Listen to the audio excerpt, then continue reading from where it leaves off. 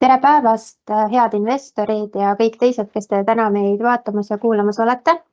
Alustame Infortar Grupi 2025. aasta 3. kvartali tulemusi tutvustava veebiseminariga.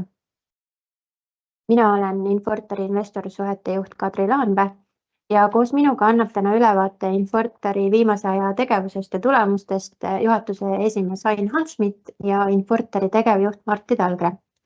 Me alustame tegevuse ja olulisemate sündmuste ülevaatega. Seejärel peale presentatsiooni vastame meile saadetud küsimustele. Kui keegi soovib veel küsimust esitada, siis palume seda teha kasutades Teamsis küsimused ja vastused nuppu. Tänast esitlust salvestatakse ja see on hiljem kättesaadav Infortari investor veebis. Aga alustame siis ülevaatega ja esmalt sõna Ain sulle. Tere päevast, lugupeetud aktsionärid, tere päevast, lugupeetud investorid.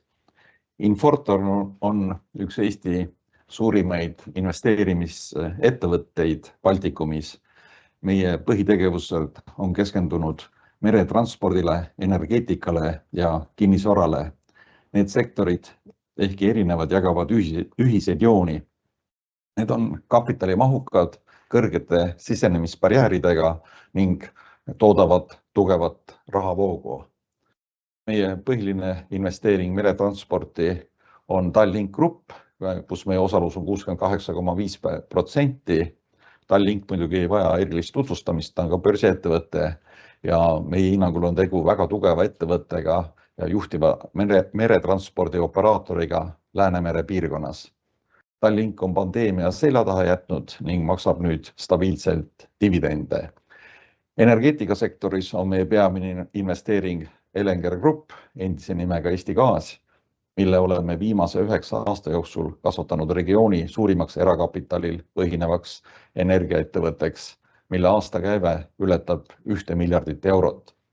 See kasv on tulnud peamiselt väljaspoolt Eestit ning tänaseks teenib Elenger üle 80% või ligikaudu 90% oma tuludest rahvusvahelistelt turgudelt.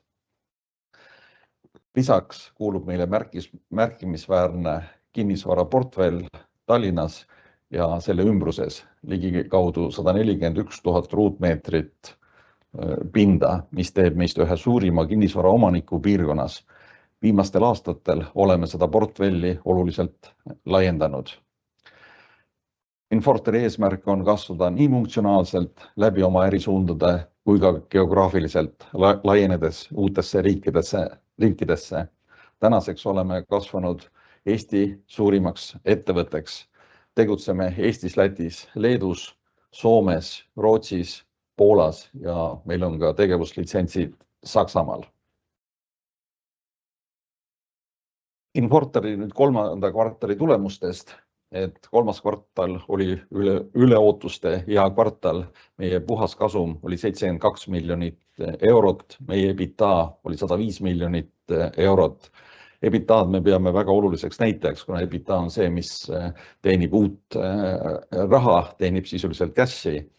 Ja meie müügitulu oli 468 miljonit eurot. Võrreldes eelmise aasta sama ajaga 3. kvartaliga oli kasv üle 1/3, ligikaudu 34%. Ja muidugi meie fookus on kasumlikkuse kasvul ja kui me nüüd vaatame, mis me sellel aastal oleme või 3. kvartaliselt oleme põhiliselt teinud, siis me omandasime Estonia farmid ja ka omandasime või suurendasime Oisu biogaasi jaamas oma osalust kuni 100%. Meretranspordi osas me oleme väga rahul või üldse kõikides oma ärisegmentides oleme väga rahul võrreldes eelmise aasta 3. kvartaliga. Meil on kõikides ärisegmentides kasumlikkus kasvanud, just põhitegevuse kasumlikkus või jooksutegevuse kasumlikkus. Kui võrrelda eelmise aasta 3. kvartalit, siis meil oli eelmise aasta 3. kvartalis oli meil erakorraline kasum sees ja tänu sellele võrreldes on meil kasum madalam, aga kui me vaatame põhitegevust, siis meie kasum on kasvanud. Ja kui me vaatame nüüd oma segmentide kaupa, siis meretranspordis on 3. kvartali tulemus väga tugev, oluliselt parem kui eelmisel aastal samal ajal. Reisijate arv on kasvanud, kaubaveomahud on muidugi maas, aga nad on taastumas. Ja mis on eriti tähtis, et kui me võrdleme esimese kvartaliga, siis esimeses kvartalis Tallinkil oli 4 seisvat laeva. Nüüd me oleme 3 laeva juba suutnud maha müüa ja 1 ära prahtida, et sisuliselt täna kõik laevad on tegevuses, mis oluliselt mõjutab Tallinki kasumit. Energeetikasektoris on tulemus väga tugev ja mis on kolmandas kvartalis me müüsime energiat ligikaudu 3,8 teravatti ja mis on eriti tähtis, et meie turuosa Soome ja Baltikumi piirkonnas oli siin 9 kuu mõistes ligikaudu 24%, aga kolmandas kvartalis turuosa kasvas rekordilise 30% juurde. Ja mis oli ka nagu väga tähtis, et meil sellel aastal või kolmandas kvartalis sai alguse uus trend. Me hakkasime tegelema biogaasi või rohegaasi punkerdamisega ja meil siin ongi see meie eelis, et meil on grupis erinevad ettevõtted ja tänu sellele meie energiaettevõte saab kiiresti hakata ostma biogaasi ja punkerdama sellega Tallinki, meie merelaevandusettevõtted, tänu millele me saame minna ka päris uutele turgudele, saame hakata ka CO2 kvoote müüma ja see trend meil sai nüüd selles kolmandas kvartalis alguse, ehk siis vaatame järgmisel aastal, kui edukad me selles valdkonnas oleme, aga see sünergia annab meile seda võimaluse. Teistel energiaettevõtetel lihtsalt ei ole nii head koostööd merelaevandusfirmadega nagu meil, kuna ta on meie üks grupi ettevõtetest. Biometaani tootmise kohta veel nii palju, et kui vaadata nüüd Eestis maagaasi tarbimist, siis juba biogaas või kodumaine gaas annab 10% või biogaasi tootmine on juba 10% Eesti tarbimisest. Et see on nagu julgeoleku seisukohalt oluline ja oluline on ka see, et rohe, et see on meie enda gaas, me ei pea seda nii palju sisse ostma, pluss veel see, et ta on väga keskkonnasõbralik. Ja kinnisvara ja muudes segmentides meil äri läks stabiilselt, nagu alati kinnisvara tulemused on meil stabiilsed, ligikaudu 141 000 ruutmeetrit kinnisvara, ehitamisel on veel 40 000 ruutmeetrit, 40 000 ruutmeetrit on praegu ehitamisel, et see kinnisvaraportfelli maht meil tulevikus ka kasvab, aga ta annab meile kindla ja stabiilse sissetuleku. Ja minu poolt siis kõik, et lähme kolmanda kvartali tulemuste juurde. Aitäh! Näitame ekraanil siis 2025. aasta kolmanda kvartali tulemusi ja siia kõrvale oleme siis lisanud sama perioodi eelmisest aastast täisaasta tulemused ja ka 9 kuud. Tervikuna osutus kolmas kvartal Infortari jaoks tugevaks ja tulemused kõikides ärisegmentides vastasid ootustele ja isegi ületasid ootuseid. Müügitulu kasvas kolmandas kvartalis võrreldes eelmise aasta sama perioodiga 34%, jõudes 468 miljoni euroni.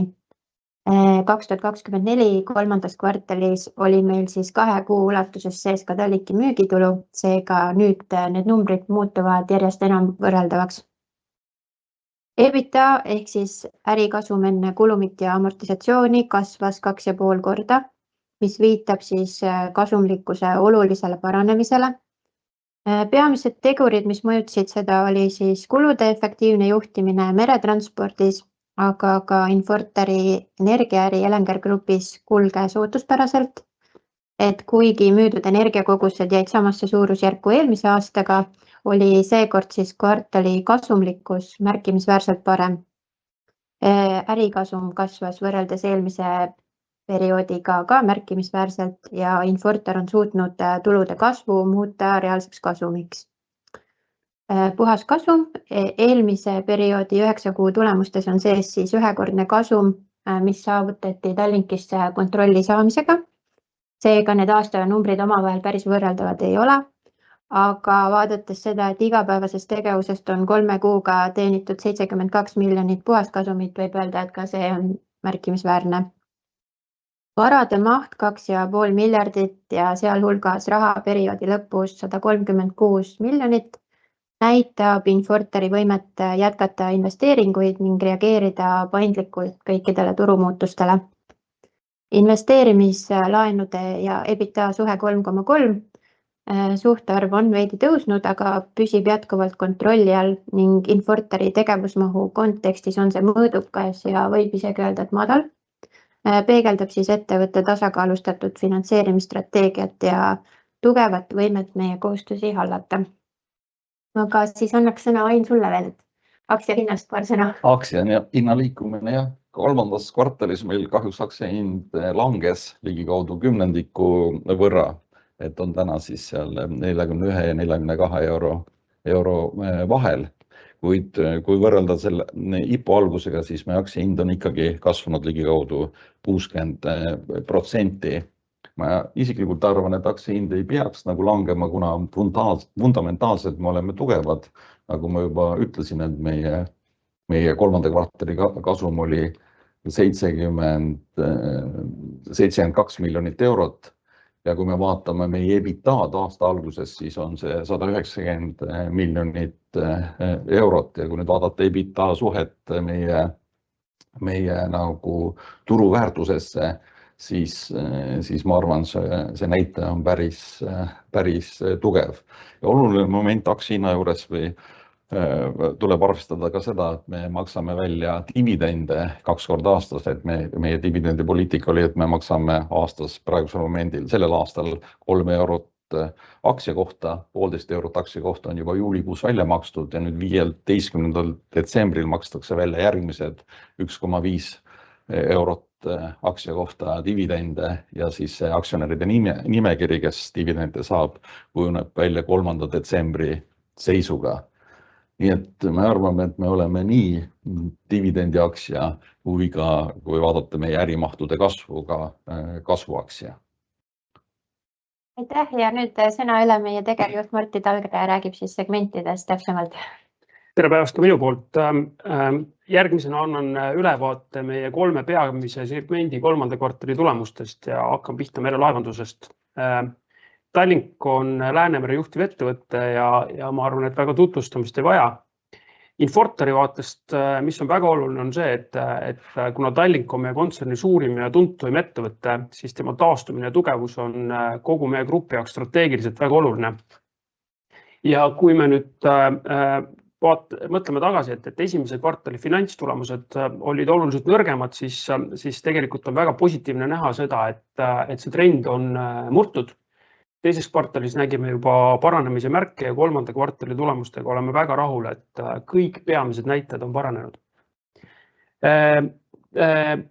Üheks suureks esimese kvartali nõrgema tulemuse põhjuseks oli see, et too hetk seisis meil 4 laeva ja selles mõttes on Tallinki juhtkond näidanud üles väga suurt otsustavust ja head tööd, et kõik need 4 laeva on tänaseks leidnud lahenduse. Ehk 3 laeva Star, Sailor ja Regal Star on müüdud ja Romantic on välja renditud. Et siin slaidil on kirjas, et meil on 12 laeva, tegelikult tänase seisuga on juba õige number 11 laeva. Teine oluline asi, mis Tallinkit iseloomustab, on see, et Tallink on väga agressiivselt vähendanud oma võlakoormust. Kui vaadata selle aasta trende, siis 3 kvartaliga on pikaajaliste laenude mahtu vähendatud 80 miljoni euro võrra. Ja kui võrdluseks vaadata aasta 2022 lõppu, ehk siis vähem kui 3 aastat tagasi on meie pikaajalise laenukoormus vähenenud sisust poole võrra. Ja arvestades seda, et Tallinki varade baas püsib jätkuvalt väga tugev ja samamoodi näeme me efektiivsuse paranemist, et see kindlasti kinnitab seda, et ettevõttest saab tugevat rahavoogu genereeriv äri veel paljudeks aastateks tulevikus. Nüüd minna edasi järgmisele slaidile, siis Tallinki tulemusi alati vaadates on oluline meeles pidada, et Tallinki tegevus on väga hooajaline, ehk siis kõige suurem kasum teenitakse suvel, kõige suurem osa kolmandas kvartalis ja siis teises kvartalis loomulikult ka. Tallinki tulemusi, ma arvan, meie kolmest ärisegmendist kõige rohkem on mõjutanud üldine majanduskeskkond. Tarbijakindlus on olnud nõrk, õnneks näeme siin paranemise märke. Oleme näinud seda, et reisijate arv on pööranud kasvule, kaubavedude maht taastub natuke aeglasemalt. Ja usume, et Tallink püsib efektiivsena ja heas positsioonis ja kui ka majanduskeskkond veel peaks paranema, siis kindlasti näeme väga tugevaid tulemusi. Ehk siis ma arvan, et kokkuvõttes Tallinki kohta võib öelda, et Tallink liigub kindlalt edasi. Efektiivsus kasvab, võlakoormus väheneb ja rahavood tugevnevad ja me usume, et pikaajaline väljavaade on positiivne.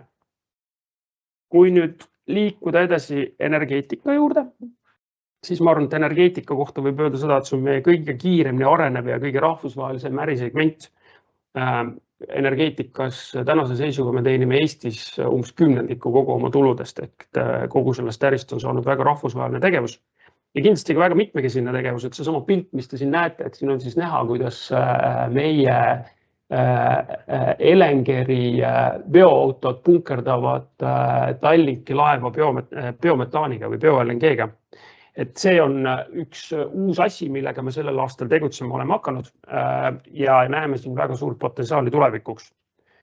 Aga kui nüüd liikuda edasi järgmise slaidi juurde, et siis nagu ma ütlesin, tegemist on siis suuruselt teise investeeringuga. Infortarile väga tavapäraselt ka energeetika valdkonnas me oma ärisid hajutame.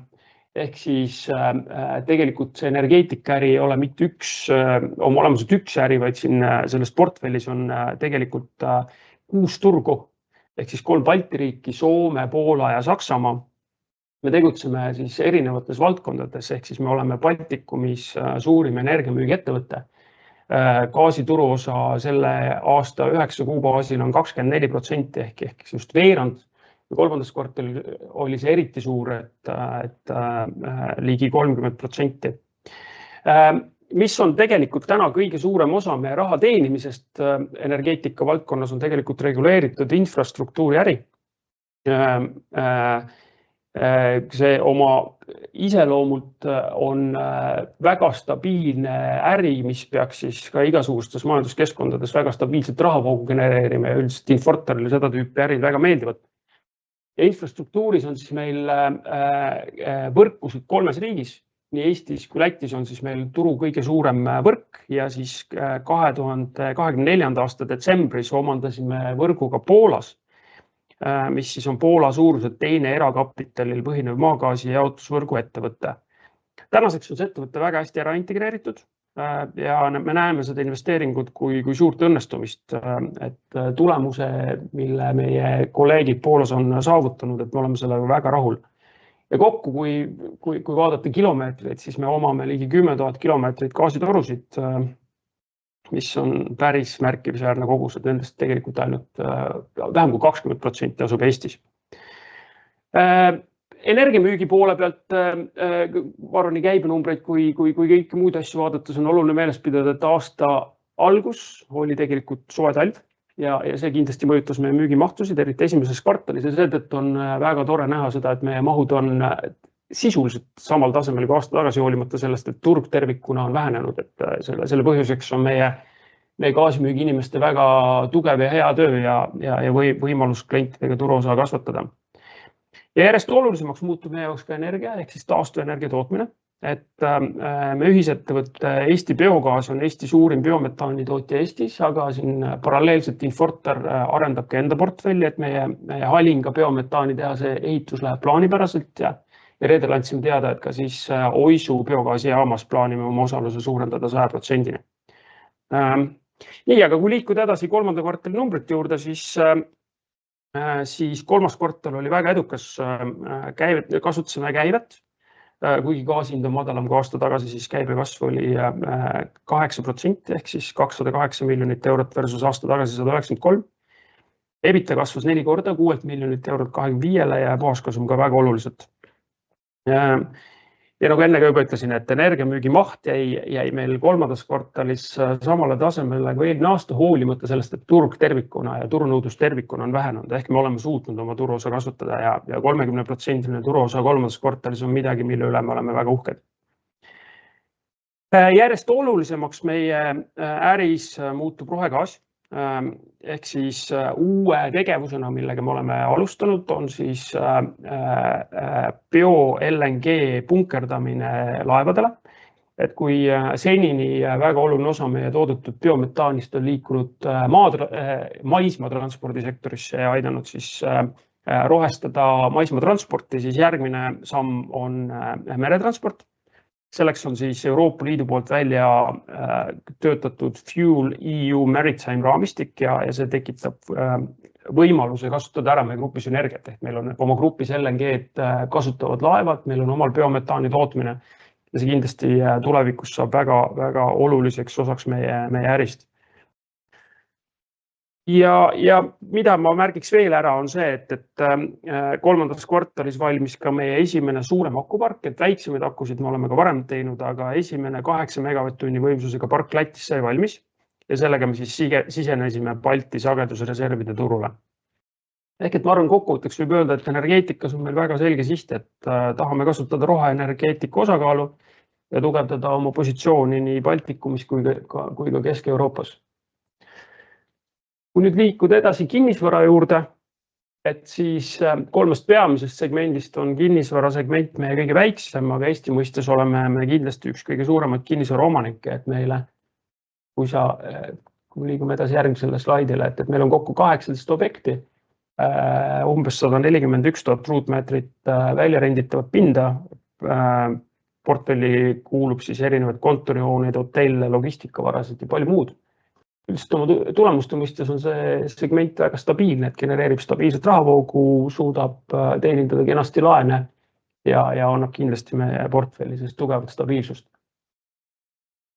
Ja nüüd, kui liikuda järgmisele slaidile, siis mis on meie puhul ka oluline ja ma arvan, et ka samamoodi järjest tähtsam tegevus on siis meie kinnisvara tegevust toetav insenerehituse valdkond, ehk siis siin on näha mõned meie põnevamad projektid, mis me viimasel ajal on teinud, et loomulikult siis Pärnu sild, mis sai suvel valmis, ehitame lõike Rail Balticu jaoks, siin on ka pilt Halinga biogaasijaama nurgakivi, siis nagu seal Sarika pealt ja seal on ka pilt siis depost, missugune see peaks umbes aasta pärast välja nägema, et ka see projekt läheb kenasti plaanipäraselt. Aitäh!